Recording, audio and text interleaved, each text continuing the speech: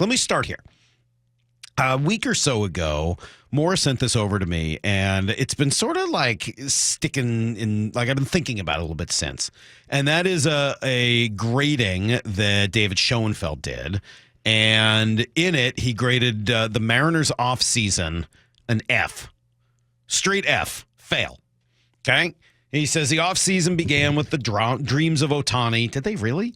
These were nice dreams, vivid dreams, full of life and color and home runs.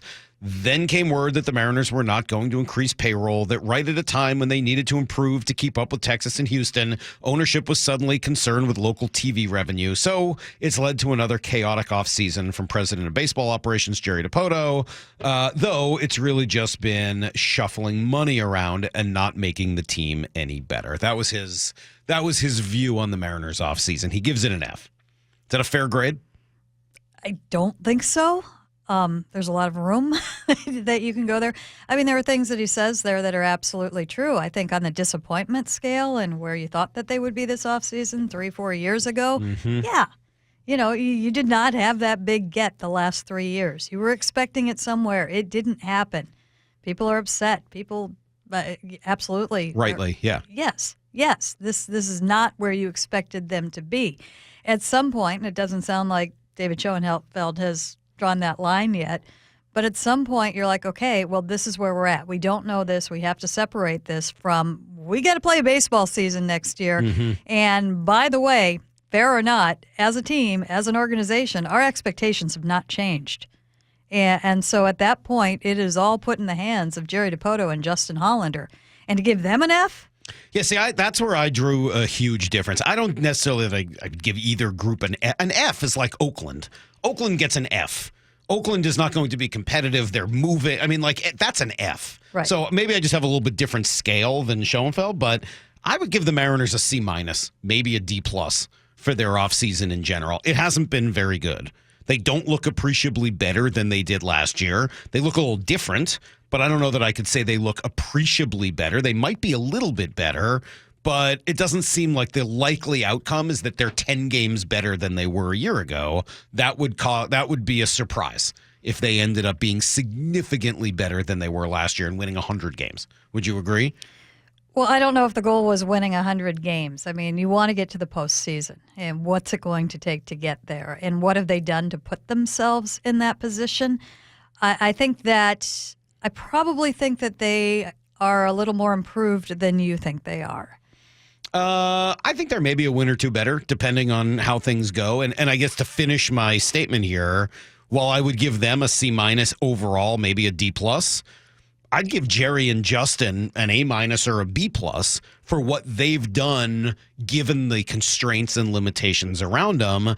They are shortchanged on payroll, and that happened at the last minute, which I think is incredibly difficult. They pivoted well. They've kept the team similar or maybe slightly better and done so while saving $13 million so far that they can still spend in order to make it a little bit better along the way. And they've kept all of their young pitching intact. So I think what they've done is, quite frankly, almost a masterstroke in dealing with the challenges presented to them.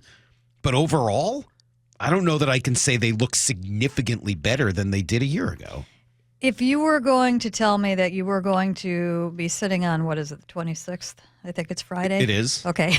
I never know where I am or what day it is.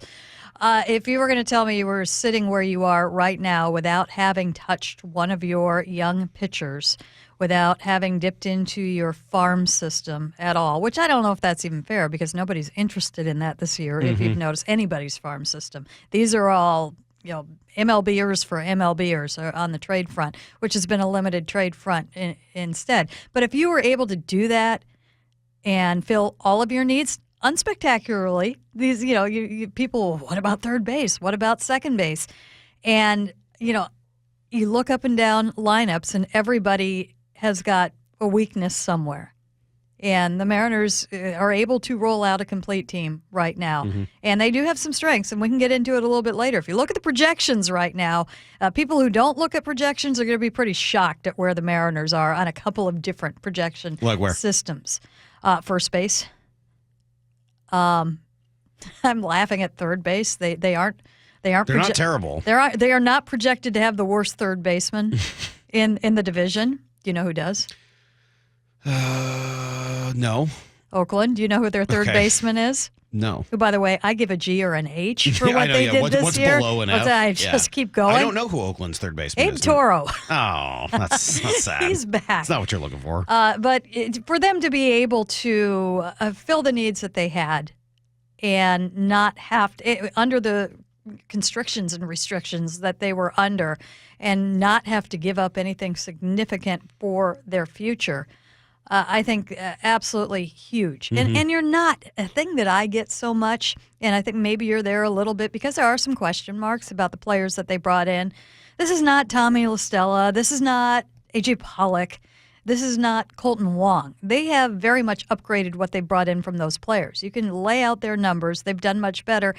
And I think you can say, you look in terms of OPS, in terms of WRC+, in terms of strikeouts, they've upgraded Teoscar Hernandez and Eugenio Suarez, not necessarily at those positions, but overall with what they brought in. And probably if you were going to count regression for them, I think that's another step that takes them beyond where they were at the end of last year in particular.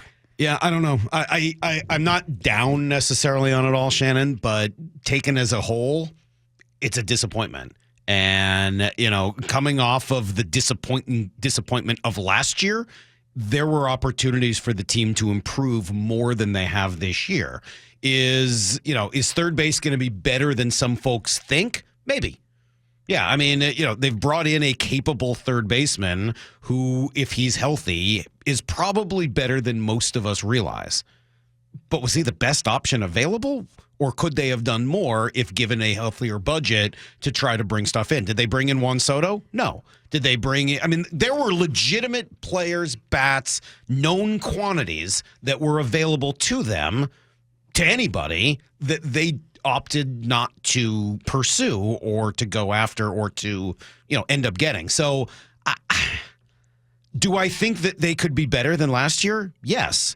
Do I think that they're as good as they could have been if given a full budget to do it? No. And that's why, to me, you can't get better than a C for what you've done in the offseason. Okay, well, you've just twisted it because now I'm taking it as two different things. No, I know. You're going back to the Jerry I'm taking it Dipoto as thing. two different things no, I am completely. Too. Yeah. And yes, there's a lot more they could have done if they spent. It's a so lot hard. More, No question. The subtlety of this conversation is hard because the moment you say, hey, given the constraints of what they were under, I think they did pretty well, there's a group of people that think you are ignoring the obnoxious constraints.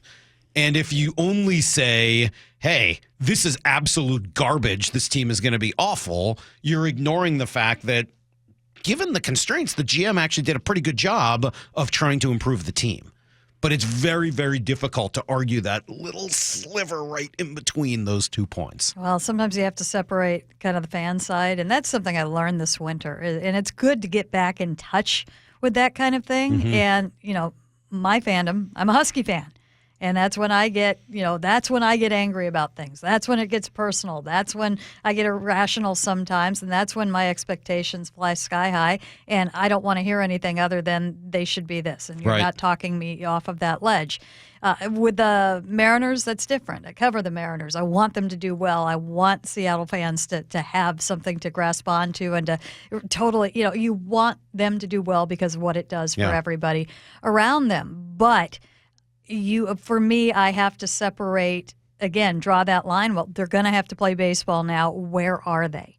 And where were they? And I think that you can sit down and you can analytically break it down and you can crunch the numbers. And I think that if you do look at that, I do think by the numbers and on paper, they are better than they were at the end of last year. And perhaps moving in a better direction, too, in some of the moves that they made. Yeah. And again, to the grade, the fact that Jerry Dipoto was able to turn Robbie Ray into something, not just turn that into something remarkable, but also, the concept of we're spending too much on pitching right now, regardless of how much we're spending. And we would like them to spend everything and get everybody.